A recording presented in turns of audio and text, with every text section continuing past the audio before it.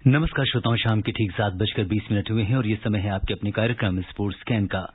आज के sports scan के इस एडिशन के साथ मैं हूं आपका होस्ट और दोस्त सिद्धार्थ सिंह और तमाम खेल खबरों पर विस्तार से चर्चा करने के लिए हमारे साथ स्टूडियो में मौजूद हैं वरिष्ठ खेल पत्रकार रणवीर सिंह। रणवीर, स्पोर्ट्स स्कैन कार्यक्रम में आपका स्वागत और अभिनंदन। सिद्धार्थ, आपको और स्पोर्ट्स स्कैन सुनने वाले सभी लिसनर्स को मेरा भी नमस्कार। सबसे पहले नजर डालते हैं अब तक की स्पोर्ट्स हेडलाइंस पर। अहमदाबाद में चौथे और अंतिम क्रिकेट टेस्ट मैच के दूसरे दिन का खेल समाप्त होने तक भारत ने इंग्लैंड के खिलाफ 7 विकेट पर 294 रन बनाकर 89 रन की बढ़त बना ली है। स्विट्जरलैंड के बासेल में स्विस ओपन बैडमिंटन टूर्नामेंट के क्वार्टर फाइनल मुकाबलों में भारतीय खिलाड़ी अपनी चुनौती पेश कर रहे हैं। यूरोपीय हॉकी श्रृंखला के तीसरे मैच में कल बेल्जियम के एंटवर्प में भारतीय पुरुष हॉकी टीम का सामना ब्रिटेन से होगा। और भारत के टेनिस खिलाड़ी सुमित नागर ने अर्जेंटीना ओपन टेनिस टूर्नामेंट में क्वार्टर फाइनल में जगह बनाई। आज रात मुकाबला।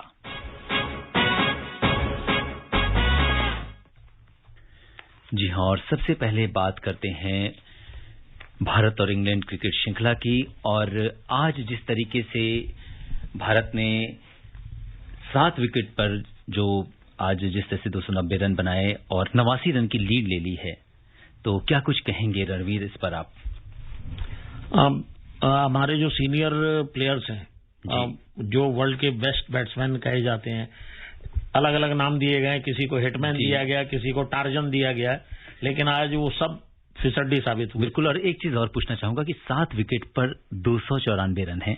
294 रन का कितनी 89 रन की बढ़त को आप कितनी बड़ी बढ़त मानते हैं? कि बढ़त तो बहुत बड़ी है, बढ़त बहुत बड़ी अब हो गई है ऋषभ पंत के उस शतक के बाद। और वाशिंगटन सुंदर और ऋषभ पंत ने जिस तरह से नीचे आकर के, जो आखिरी जोड़ी थी एक तरह से कह सकते हैं, उन्होंने जिस तरह से आकर के ये साझेदारी की और भारत को इतनी तगड़ी लीड दिलवा दी है इस टेस्ट मैच में कि मैच के 2 दिन अभी हुए हैं, 3 दिन बाकी हैं, तो मैच तो वाइड ओपन है। अगर इंग्लैंड का ला करके बहुत अच्छी बैटिंग करना चाहे तो कर सकती है, उसके बाद वक्त पूरा है, वक्त की किसी टीम को कमी नहीं है। और ऐसा भी हो सकता है कि कल ही मैच शाम तक खत्म हो जाए, होने को कुछ भी हो सकता है कि इंग्लैंड के जिस तरह से पिछले 2 मैचों में लचर प्रदर्शन चल रहा है तो उसकी वानगी तो देखने को मिल रही है। लेकिन हमारी भारतीय टीम की अगर बात करें तो बहुत ज्यादा अच्छा वो भी नहीं कर रहे। वो कह रहे हैं कि तुम जैसा खेलोगे, तुम्हारे नक्शे कदम पे हम भी खेलेंगे।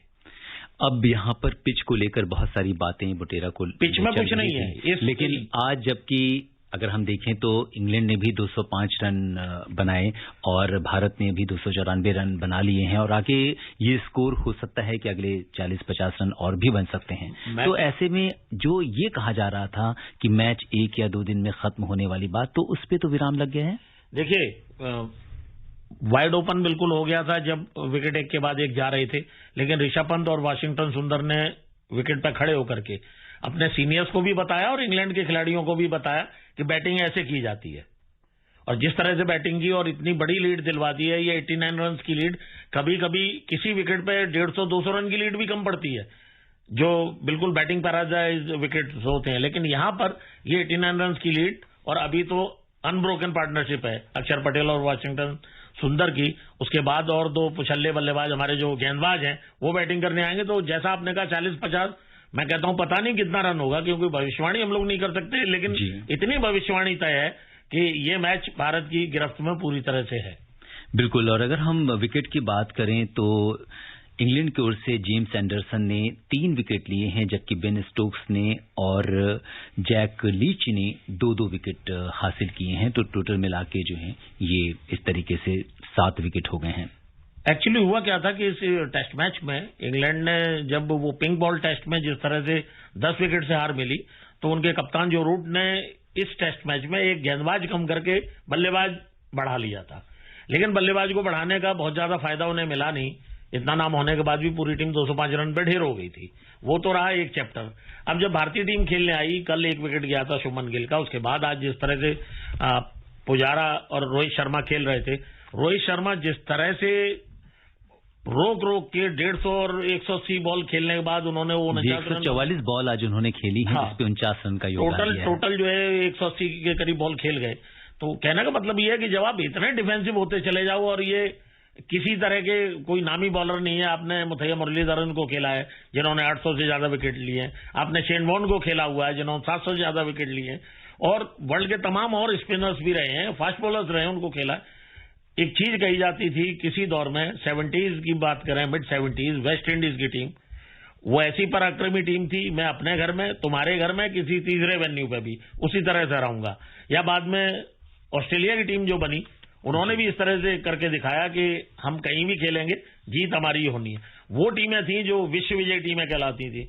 हमारी टीम की तरह नहीं, एक मैच में बहुत अच्छा खेलते हैं, दूसरे मैच में दूसरी इनिंग ऐसा लगता है जैसे बिल्कुल नौसिखिए की तरह खेल रहे हैं। और ये इतने नामी बल्लेबाज हैं हमारे जिनकी हम बात कर रहे हैं, मैं नाम नहीं ले रहा हूं, जो तीनों बल्लेबाजों को अगर मिला लें तो उनके टेस्ट मैच कम से कम 200-250 टेस्ट मैच बनेंगे जाके। तो कहने का मतलब ये नए खिलाड़ी जिस तरह से उदीयमान खिलाड़ी हमारे परफॉर्मेंस दे रहे हैं, तो ये आईना तो दिखा दिया सीनियर्स को कि ऐसे तो काम चलेगा नहीं। जी, और अगर यहाँ पे अक्षर पटेल की बात करें कि जिस तरह से अपना जौहर उन्होंने गेंदबाजी में दिखाया, अभी 11 रन बना लिए हैं और कल के भी मतलब वो पूरी तैयारी में आपने आईपीएल में देखा होगा, पिछले कई सीजन से अक्षर पटेल नीचे बैटिंग करने आते हैं और पिंच हिटर के तौर पर ताबड़तोड़ वो 2-4 छक्के भी मार देते हैं, कभी 30 रन, कभी 24 रन, कभी 18 रन, और 3 बॉल 4 बॉल इस तरह का उनका आईपीएल में रहता है। तो बैटिंग कर लेते हैं। अब यहाँ टेस्ट मैच है, पूरा उनको चांस मिलेगा खेलने का, और देखते हैं वाशिंगटन सुंदर अपनी पारी को कितना लंबा खींच पाते हैं। बहुत अच्छे बल्लेबाज हैं, और जिस तरह से विराट कोहली उनको लगातार टीम में रखते हैं, उनको बैक कर रहे हैं, तो वो भी अपने कप्तान का पूरा साथ दे रहे हैं और अपने कप्तान के उस व्यवहार पे खरे उतर रहे हैं। बिल्कुल, तो वैसे भी अगर हम देखें तो ये बहुत महत्वपूर्ण टेस्ट मैच माना जा रहा है, क्योंकि अगर हम वर्ल्ड टेस्ट के हिसाब से देखें तो फाइनल्स के हिसाब से देखें तो वर्ल्ड टेस्ट चैंपियनशिप का फाइनल तकरीबन तो भारत ने सील कर लिया है। वो तो फाइनल खेलेगी न्यूजीलैंड के साथ, क्योंकि इस टेस्ट मैच को इंग्लैंड को जीतने के लिए तो नाको चने चबाने पड़ेंगे। ये लीड मिलने के बाद ये बात कही जा सकती है। ये 89 रन की जो अभी अनब्रोकन लीड है, ये और बढ़ेगी, कितनी जाती है नहीं कह सकते, लेकिन अगर इतनी भी ये लीड कम नहीं है। बिल्कुल, तो ये रणवीर आप पूरी तरह से आश्वस्त हो चुके हैं, बहुत अच्छी बात है। नहीं, मैं आपके कार्यक्रम में पीछे भी जिन कार्यक्रमों में मैं आया और जो मैंने भविष्यवाणियां की हैं, यहाँ तो मॉनिटरिंग होती नहीं है, वरना जो मैं कह के जाता हूँ वो बिल्कुल सच होता है। बिल्कुल, आपने जो भी कहा है वो पूरी तरह से सत्य हो, और हमारी जो टीम इंडिया के जो खिलाड़ी हैं वो पूरी तरह से कल भी अपना दमखम दिखाने के लिए तैयार हैं। यहाँ पर एक और मैच का जिक्र करना होगा। ऑस्ट्रेलिया ने न्यूजीलैंड को अगर हम देखें तो 50 रन से हरा दिया है। 6 विकेट पर, अगर 2020 श्रृंखला की बात कर रहे हैं, यहाँ पे 6 विकेट पर 156 रन ऑस्ट्रेलिया ने बनाए। इसके पहले न्यूजीलैंड ने 106 रन बनाए थे। और जिस तरीके से ये श्रृंखला चल रही है, और ऑस्ट्रेलिया जो है 50 रन से इस पे जीत दर्ज की है ऑस्ट्रेलिया ने।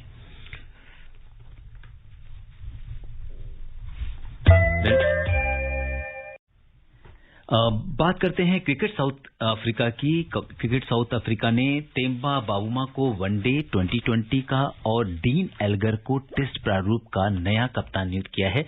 आइए सुनते हैं हमारे सहयोगी निखिल की ये रिपोर्ट। क्रिकेट साउथ अफ्रीका ने तेम्बा बावुमा को वनडे 2020 का और डीन एल्गर को टेस्ट प्रारूप का नया कप्तान नियुक्त किया है। हाल ही में हुए पाकिस्तान के खिलाफ श्रृंखला के बाद क्विंटन डी कॉक को टेस्ट कप्तानी के पद से हटा दिया गया। बतौर कप्तान डी कॉक की ये पहली सीरीज थी। इसमें पाकिस्तान ने दक्षिण अफ्रीका को 2-0 से हराया। बावुमा ने अब तक सिर्फ 6 वनडे और 8 2020 मैच खेले हैं। एल्गर पहले भी अपने देश के लिए अलग अलग स्तर पर कप्तानी कर चुके हैं। वे अंडर 19 और साउथ अफ्रीका ए की कप्तानी कर चुके हैं। वहीं नेशनल टीम के लिए वे 2017 से लॉर्ड्स टेस्ट में और 2019 में पाकिस्तान के खिलाफ कप्तानी कर चुके हैं। वहीं बावुमा 2018 में अफ्रीकी घरेलू टीम लायंस की कप्तानी कर चुके हैं। बावुमा की कप्तानी की भूमिका अगले महीने से शुरू हो जाएगी। पाकिस्तान अगले महीने दक्षिण अफ्रीका का दौरा करेगी। वहीं एल्गर को अभी थोड़ा और इंतजार करना होगा। बावुमा ने अब तक 44 टेस्ट, 6 वनडे, 8 2020 खेले हैं, जबकि एल्गर ने 67 टेस्ट में 4260 रन बनाए हैं। Nikhil Kumar, sports can. तो अगर हम देखें तो क्विंटन डी कॉक काफी समय से जो है वो उन्होंने कमान संभाली हुई थी, लेकिन अब तेम्बा बावुमा को और डीन एल्गर, ये 2 ऐसे खिलाड़ी हैं जिन्होंने अब दक्षिण अफ्रीका की कमान संभाल ली है। और कहीं ना कहीं अगर हम देखें तो दक्षिण अफ्रीका की जो टीम है उसको एक अच्छे कप्तान की जरूरत भी थी। बिल्कुल, और शायद क्विंटन डी कॉक उस तरह का रिजल्ट दे नहीं पा रहे थे जिस तरह की दरकार उनकी कप्तानी को लेकर के क्रिकेट साउथ अफ्रीका सोच रही थी, तो उस तरह के रिजल्ट नहीं दिए। इसलिए कप्तानी का नेतृत्व उनसे लेकर के एल्गर को दिया गया। और ये कोई बहुत चौंकाने वाली बात नहीं है, ऐसा तमाम जगह होता रहता है। आपने देखा पिछले साल जो ओडीआई वर्ल्ड कप था, उससे पहले ओडीआई वर्ल्ड कप में जब सेमीफाइनल में हमारे तो चर्चा होने लगी, रोहित शर्मा ने चूंकि 5 शतक एक साथ बनाए थे लगातार एक के बाद एक 5 मैचों में, तो कप्तानी का हुआ था कि टेस्ट मैच में अलग कर दो, ओडीआई की टीम की कप्तानी अलग हाथों में दे दो। इस तरह की तमाम प्रयोग चलते रहते हैं। हिंदुस्तान में तो वो संभव हो नहीं पाता है। यहाँ तो एक ही कप्तान है, वही तीनों प्रारूप में रहेगा, तभी टीम आगे बढ़ेगी। बिल्कुल। और अब ये नए कप्तान के साथ जो दक्षिण अफ्रीका की टीम है वो दोबारा से मैदान में उतरने के लिए पूरी तरीके से तैयार है। रणवीर, यहाँ पे एक मैच का और जिक्र कर लेते हैं। Road safety world cricket tournament जो कि रायपुर का Shaheed Veer Narayan Singh international cricket stadium में ये खेला जा रहा है और पहला मैच भारत और बांग्लादेश के बीच हो रहा है। और इसमें बहुत सारे जो पुराने मशहूर क्रिकेटर्स हैं वो यहाँ पे खेलते हुए आपको दिखेंगे। पहली बार है कि सचिन रायपुर के स्टेडियम पर खेलेंगे। इसके अलावा और भी बहुत सारे खिलाड़ी हैं। इसमें भारत के अलावा दक्षिण Africa, England, West Indies, Bangladesh और श्रीलंका के खिलाड़ी शामिल होंगे। अच्छे कॉज के लिए ये सीरीज खेली जा रही है और इस तरह के मैचों का आयोजन हो रहा है। रायपुर जैसे शहर में लोगों को दिल्ली में बैठ के इतना अंदाजा नहीं होता है, लेकिन अगर आईपीएल पे जिनकी नजर रहती है तो रायपुर का स्टेडियम, जिस तरह से अभी मोटेरा का जो नरेंद्र मोदी स्टेडियम नया बनके तैयार हुआ है, रायपुर भी नया शहर बसाया गया है, नई राजधानी है। उसके बाद वहां पर जो नया स्टेडियम है उसमें सारी वर्ल्ड क्लास फैसिलिटीज हैं और बहुत ही शानदार स्टेडियम है। कई टीमों का वो होम ग्राउंड रहा है आईपीएल में, तो उस लिहाज से उस स्टेडियम में जब सचिन, सहवाग और तमाम विश्व के सितारे खिलाड़ी जो अपने समय के धुरंधर खिलाड़ी थे वो खेलेंगे तो वहां की जनता को भी आनंद आएगा और इन खिलाड़ियों को देख करके जो युवा वहां जाएंगे स्टेडियम में उनको भी प्रेरणा बहुत मिलेगी। बिल्कुल। और इस प्रतियोगिता के माध्यम से जो रोड सेफ्टी का जो संदेश है वो सबको दिया जाएगा। बिल्कुल। स्विट्जरलैंड के बासेल में मैस्टिस ओपन बैडमिंटन टूर्नामेंट के क्वार्टर फाइनल मुकाबले चल रहे हैं। क्या कुछ हो रहा है, आइए जानते हैं हमारी सहयोगी नईम से। स्विट्जरलैंड के बासेल में चल रहे स्विस ओपन बैडमिंटन टूर्नामेंट में आज पीवी सिंधु, किदाम्बी श्रीकांत, बी साई प्रणीत और अजय जयराम सिंगल्स में अपने अपने क्वार्टर फाइनल मुकाबले खेल रहे हैं। पुरुष डबल्स में सात्विक साईराज रंकीरेड्डी और चिराग शेट्टी की जोड़ी अपनी चुनौती पेश करेगी। वहीं मिक्स्ड डबल्स में सात्विक साईराज रंकीरेड्डी और अश्विनी पोनप्पा का सामना मलेशिया की जोड़ी से हो रहा है। महिला सिंगल्स में पीवी सिंधु का सामना थाईलैंड की बुसानन ओंग ब्राम गफान से होगा, जबकि जयराम का मुकाबला थाईलैंड के कुनलवुड विटिटसन से होगा, जो 2017, 2018, 2019 3 बार के पुरुष सिंगल्स के जूनियर वर्ल्ड चैंपियनशिप जीतने वाले पहले खिलाड़ी हैं। के श्रीकांत का सामना विश्व के 18वें नंबर के खिलाड़ी थाईलैंड के कांटाफोन वागचारोयन से होगा। पुरुष सिंगल्स में ही साई प्रणीत का मुकाबला मलेशिया के ली जी जिया से होगा, जो 2019 के दक्षिण पूर्व एशियाई खेलों के स्वर्ण पदक विजेता हैं। मिक्स्ड डबल्स में सात्विक साईराज रंकीरेड्डी और अश्विनी पोनप्पा की भारतीय जोड़ी का सामना मलेशिया के तान क्यान मेंग और लाई पेई जिंग की जोड़ी से होगा। पुरुष डबल्स क्वार्टर फाइनल में सात्विक साईराज रंकीरेड्डी और चिराग शेट्टी की जोड़ी का सामना मलेशिया के ओंग येव सिन और त्यो ई की जोड़ी से होगा। Naeem Akhtar, sports can. अगर हम देखें रणवीर तो इसमें जो क्वार्टर फाइनल मुकाबले हैं वो चल रहे हैं और जो भारतीय खिलाड़ी हैं, चाहे हम बात करें पीवी सिंधु की, किदाम्बी श्रीकांत की, बी साई प्रणीत की, हालांकि अजय जयराम का मैच चल रहा है और बहुत अच्छी स्थिति में नहीं है, तो हम क्या कुछ आप रुख देख रहे हैं? अजय जयराम जिस खिलाड़ी के सामने खेल रहे हैं वो 3 बार का जूनियर वर्ल्ड चैंपियन है, एक तो बात ये रही। लेकिन उसके अलावा अगर हम बैडमिंटन की बात करें तो बैडमिंटन में अब हमारे खिलाड़ी quarter final, pre quarter final, semifinal में पहुंचते हैं, ये हमारे लिए खबर नहीं होती है। खबर ये होती है कि हमारे कौन से खिलाड़ी चैंपियन बन के आ रहे हैं, क्योंकि जिस तरह से साइना नेहवाल, पीवी सिंधु, चाहे वो श्रीकांत हो, अजय जयराम हो, साई प्रणीत हो, इन तमाम खिलाड़ियों ने पिछले वर्षों में भारत को इतनी सफलताएं दिलाई हैं, इतने मेडल्स दिलाए हैं, इतने खिताब दिलाए हैं कि अब क्वार्टर फाइनल में अगर हमारे खिलाड़ी पहुंच गए तो उसको हम खबर नहीं मानते हैं, क्योंकि वो ऑनगोइंग प्रोसेस है। जब टूर्नामेंट खत्म होगा तब जाकर के हमारे खिलाड़ी कहां ठहरे, चैंपियन बने, नहीं बने तो कितनी कसर रह गई, वो बड़ी बात होती है। लेकिन ओलंपिक से पहले ये जितने टूर्नामेंट हो रहे हैं बैडमिंटन के, ये बहुत ही इंपॉर्टेंट टूर्नामेंट हैं सभी खिलाड़ियों के लिए, क्योंकि रैंकिंग के आधार पर ही इनमें से खिलाड़ी जो है ओलंपिक के क्वालिफाइंग टूर्नामेंट में आगे जाएंगे। जी हाँ, और यहाँ पे आज एक अहम मुकाबला जो पीवी सिंधु और बुसदान ओंगब्राम गफान के बीच में होने वाला है, थाईलैंड की खिलाड़ी हैं, कैसे देखते हैं आप इस मुकाबले को?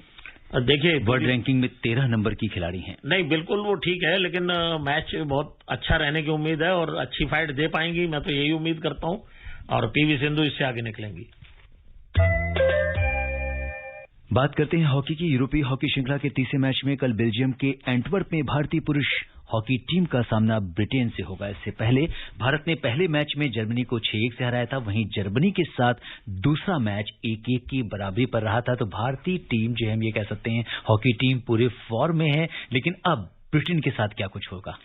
देखिए, ब्रिटेन की टीम बहुत कमजोर टीम तो है नहीं, लेकिन जर्मनी को जिस तरह से 6-1 से हराया था पहले मैच में, वो जरूर उत्साह बढ़ाने वाली बात थी, क्योंकि जर्मनी पिछले वर्षों में काफी अच्छा करती रही है और उस टीम को अगर 6-1 से भारतीय टीम हराने में सफल रही तो ये बड़ी बात थी। दूसरे मैच में 1-1 से मैच 1-1 गोल से बराबरी पर रहा था, और अब ब्रिटेन के खिलाफ भी अगर उसी मुस्तैदी से खेलेगी तो भारतीय टीम ब्रिटेन के साथ भी अच्छा मैच खेलेगी और जीत भी सकती है, उसमें कोई बड़ी बात नहीं है। और कल जर्मनी के साथ भारतीय महिला हॉकी टीम के 4 मैचों की श्रृंखला के अंतिम मैच में जर्मनी ने भारत को 2-1 से हराकर श्रृंखला 4-0 से जीत ली है। महिला हॉकी में अगर हम कहें तो हमारा प्रदर्शन बिल्कुल भी अच्छा नहीं रहा। ये टूर्नामेंट कह सकते हैं महिला टीम के लिए बहुत उत्साह बढ़ाने वाला नहीं रहा है। ये सीरीज जो 4 मैचों की सीरीज थी, इसमें एक भी मैच भारतीय टीम नहीं जीत पाई है। उनको देखना होगा कि आने वाले वक्त में अब ओलंपिक से पहले ये सारे जो है वो तैयारी के हिसाब से टूर्नामेंट होंगे और इनमें भारतीय टीम को वो गलतियां नहीं करनी होंगी जो यहाँ जर्मनी में की हैं लगातार मैचेस में। जी, भारत के टेनिस खिलाड़ी सुमित नागल ने अर्जेंटीना ओपन टेनिस टूर्नामेंट में क्वार्टर फाइनल में जगह बना ली है। आज रात क्वार्टर फाइनल में उनका मुकाबला स्पेन के रामोस विनोलास से होगा, और अगर हम देखें तो सुमित के करियर की सबसे बड़ी जीत है ये, और क्या कुछ कर पाएंगे आज क्वार्टर फाइनल में? आपको यूएस ओपन का वो मैच याद होगा जब रॉजर फेडरर के खिलाफ एक सेट सुमित नागल ने जीता था, उसने तो उसी दिन जो है मैदान मार लिया था। और उदीयमान खिलाड़ी है, रॉजर फेडरर जैसे खिलाड़ी के सामने टिकना और एक सेट निकाल लेना अपने आप में बड़ी ऐतिहासिक जीत थी उस खिलाड़ी के लिए। और आज के मैच में भी हम उम्मीद करते हैं उसी तरह का कुछ धमाकेदार प्रदर्शन करते हुए कुछ उलटफेर कर दे, तो उसके बाद तमाम खेल प्रेमियों के लिए अच्छी खबर होगी। बिल्कुल, और जिस तरह से उन्होंने अगर हम देखें तो क्वार्टर फाइनल मुकाबले में चिली के क्रिस्टियन गारिन को लगातार सेटों में जिस तरीके से उन्होंने हराया है वो काफी काबिले तारीफ है। स्ट्रेट सेट विन किसी भी खिलाड़ी के लिए अच्छी होती है जब आप एक भी सेट नहीं गंवाते हैं। और अगर यहाँ पे ये देखें तो गारिन भी विश्व रैंकिंग में 22वें स्थान पर है, जबकि सुमित जो है वो 150वें स्थान पर है। इसलिए ये इस मैच में सुमित नागल ने जिस तरह से स्ट्रेट सेट में उनको फाइट दी और एक तरफा मैच अपने नाम किया, वो बड़ी बात थी। बिल्कुल, और उन्होंने नागल का सामना अब स्पेन के अल्बर्ट रामोस विनोलास से होगा, जिन्होंने जर्मनी के डोमिनिक कोफेर को 7-5, 6-4 से मात दी थी। एटीपी टूर स्तर पर नागल पहली बार इस तरीके से क्वार्टर फाइनल तक पहुंचे हैं और देश का नाम रोशन किया। मैंने कहा ना, उदीयमान खिलाड़ी है और बहुत ही शानदार टेनिस का प्रदर्शन वो कर रहे हैं, और उम्मीद करते हैं कि इसी तरह का प्रदर्शन वो आगे भी जारी रखेंगे और उसी तरह से फिर उनकी रैंकिंग भी ऊपर होती जाएगी। बिल्कुल, और टेनिस की बात चली रही है तो ये भी बता दें कि सानिया मिर्जा और उनकी जोड़ीदार अंद्रेजा को कतर टोटल ओपन के महिला डबल्स सेमीफाइनल में हार का सामना करना पड़ा है। और अब समय हमारे पास कम है, इजाजत नहीं दे रहा कि हम कुछ और खेल खबरों पर चर्चा करें। रणवीर, आप हमारे स्टूडियो में और तमाम खेल खबरों पर चर्चा करने और विशेषज्ञ राय साझा करने के लिए आपका बहुत बहुत धन्यवाद। सिद्धार्थ, शुक्रिया। श्रोताओं, स्पोर्ट्स कैन में आज के लिए बस इतना ही। अगर आप इस कार्यक्रम को दोबारा सुनना चाहते हैं तो लॉग ऑन कर सकते हैं हमारी वेबसाइट newsonair.com पर। कल शाम 7:20 पर दोबारा मुलाकात के वायदे के साथ इजाजत दीजिए अपने होस्ट और दोस्त सिद्धार्थ सिंह को। तब तक के लिए नमस्कार।